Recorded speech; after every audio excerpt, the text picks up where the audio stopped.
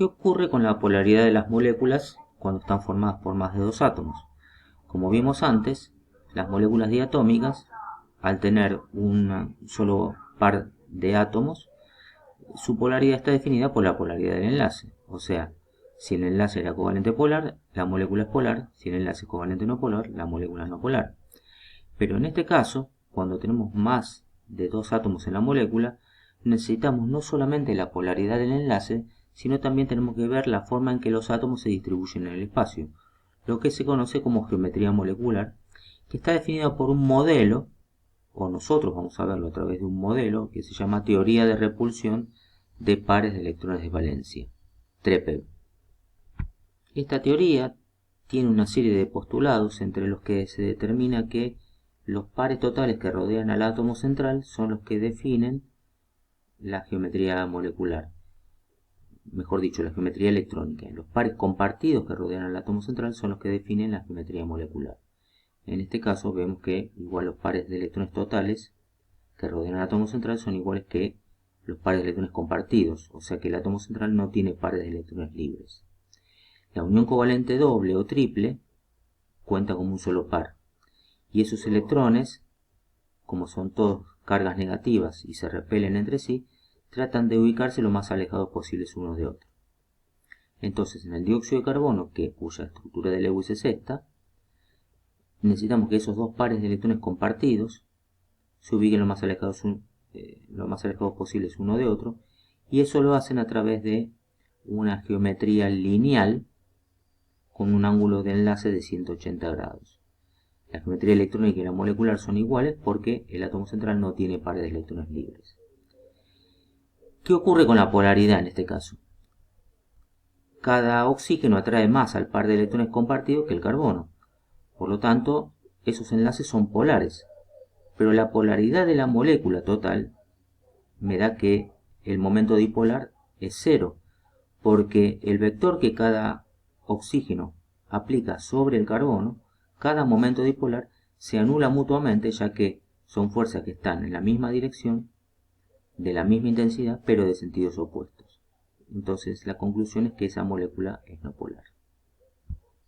De manera similar, si analizamos el trióxido de azufre, una molécula del tipo AB3, entonces encontramos que el azufre está rodeado por tres átomos de oxígeno. Otra vez el átomo de azufre no tiene pares de electrones libres, por lo tanto consideramos que son tres pares de electrones totales los que rodean al átomo de azufre, y esos tres pares se ubican lo más alejados posibles uno de otro, con lo cual me da una geometría que se llama plana triangular. Otra vez, al no tener pares de electrones libres el azufre, la geometría electrónica y molecular son iguales. ¿Sí? Ahora, analizando la polaridad del enlace, los tres oxígenos atraen más los pares compartidos que el azufre. O sea que cada oxígeno hace una fuerza hacia su lado, y que al sumar esas tres fuerzas, al sumar esos tres momentos dipolares, el momento dipolar total me vuelve a dar cero, con lo cual la molécula es no polar.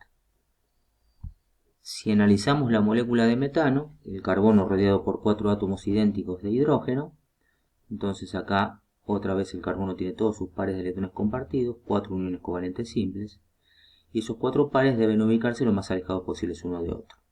La forma que tienen esos cuatro pares de ubicarse lo más alejados posibles uno de otro en una estructura tridimensional es justamente una estructura llamada tetraédrica.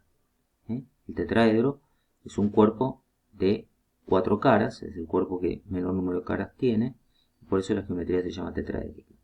Otra vez la geometría electrónica es igual que la molecular, porque todos sus pares de electrones están compartidos, pero en este caso es el átomo de carbono más electronegativo que el de hidrógeno, y por lo tanto los cuatro momentos dipolares de enlace tienden hacia el carbono. ¿Sí? Al tener todos el mismo ángulo, todos ángulos de 109,5 grados, entonces vemos que la sumatoria de todos esos momentos dipolares nos va a dar un momento dipolar igual a cero. Bien, los tres casos que vimos anteriores son todos casos de moléculas no polares y donde todos los pares de electrones del átomo central están compartidos.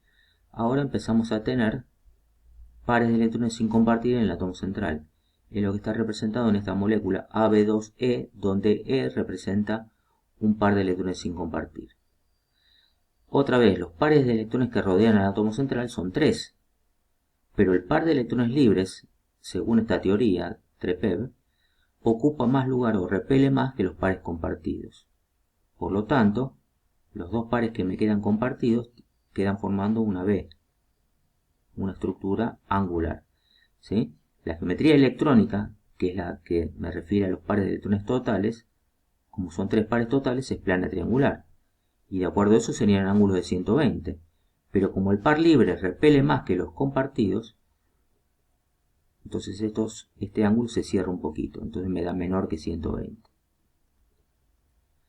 Cuando vemos la geometría angular, otra vez vemos que los oxígenos son más electronegativos que el azufre, entonces atraen el par de electrones hacia su lado, pero en este caso las fuerzas sumadas, los vectores sumados, me dan una fuerza neta, un momento dipolar total de la molécula, que en este caso no se anula, me da un momento dipolar que va hacia abajo. Quiere decir que el momento dipolar no es cero, y la respuesta es que en la molécula se establecen dos polos. Fíjense hacia dónde tiende este momento dipolar. Eso significa que sobre el azufre va a tener los electrones desplazados hacia los oxígenos. Sobre el azufre se forma una carga positiva, un polo positivo, y entre los oxígenos se forma un polo negativo, ¿sí? Dos polos en la molécula generan un dipolo y por eso la molécula decimos que es polar. La molécula de agua es similar a la de dióxido de azufre, es del tipo AB2, pero E2, sobre el oxígeno hay dos pares de electrones libres. Entonces, ¿qué pasa? Esos pares de electrones ocupan un lugar en el espacio. La geometría electrónica, 4 pares totales, otra vez es tetraédrica, ¿sí? 4 pares totales, pero 2 de esos 4 son pares libres, así que los pares compartidos me determinan una geometría molecular angular. Son dos pares que ocupan más espacio que los compartidos y por lo tanto el ángulo de enlace se achica todavía un poco más, es menor que 109,5. Cuando vemos la molécula de agua, los enlaces son polares, donde el oxígeno es más electronegativo que el hidrógeno. Así que hay vectores apuntando hacia los oxígenos, y en este caso me dan una fuerza neta que apunta hacia el oxígeno. Esto significa que no se van a cancelar entre sí, que el momento dipolar va a ser distinto de cero, y por lo tanto la molécula es polar.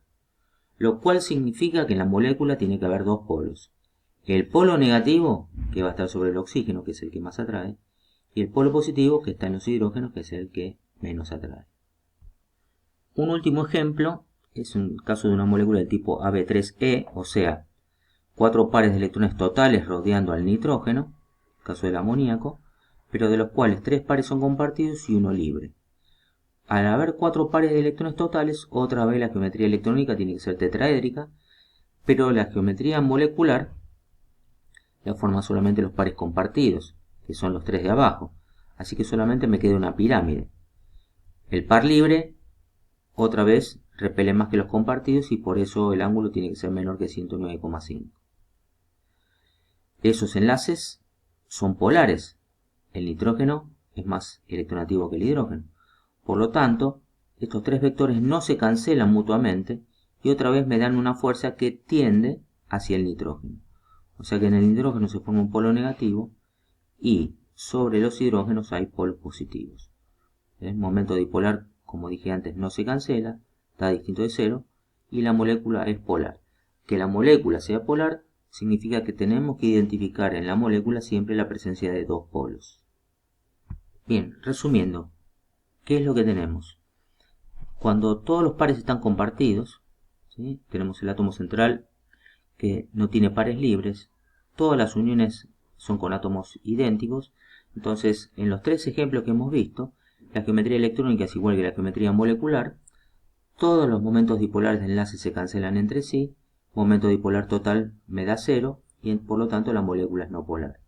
Vimos los casos del dióxido de carbono, del trióxido de azufre y del metano. El otro caso son las moléculas cuyo átomo central tiene pares de electrones sin compartir. Entonces, en ese caso, al tener pares de electrones sin compartir, la geometría electrónica ya no coincide con la geometría molecular, aunque todas las uniones sean con átomos idénticos. Pero en todos esos casos nos da que la molécula es polar porque los momentos dipolar de enlace no se cancelan entre sí. Y vimos estos ejemplos: dióxido de azufre, el agua y el amoníaco. Finalmente, el resumen completo es que cuando hablamos de moléculas pueden ser diatómicas o poliatómicas. Las diatómicas, o sea, solamente formadas por dos átomos, es sencillo determinar que son moléculas no polares cuando el único enlace que tienen es no polar, y la molécula será polar cuando el único enlace que tienen es polar. En cambio, las moléculas poliatómicas debemos definir dos cuestiones. Para que sean no polares, tiene que ser enlace polar, o sea, una molécula simétrica con todos los pares iguales, ¿sí? Todos sus pares de electrones compartidos, y una molécula polar cuando el enlace es también polar, pero el átomo central tiene pares de electrones libres. Así que en poliatómicas, todos sus pares de electrones compartidos me va a dar cuando la molécula es simétrica no polar, y todos sus pares de electrones compartidos menos 1 o 2 que están como pares de electrones libres, en ese caso la molécula va a ser polar.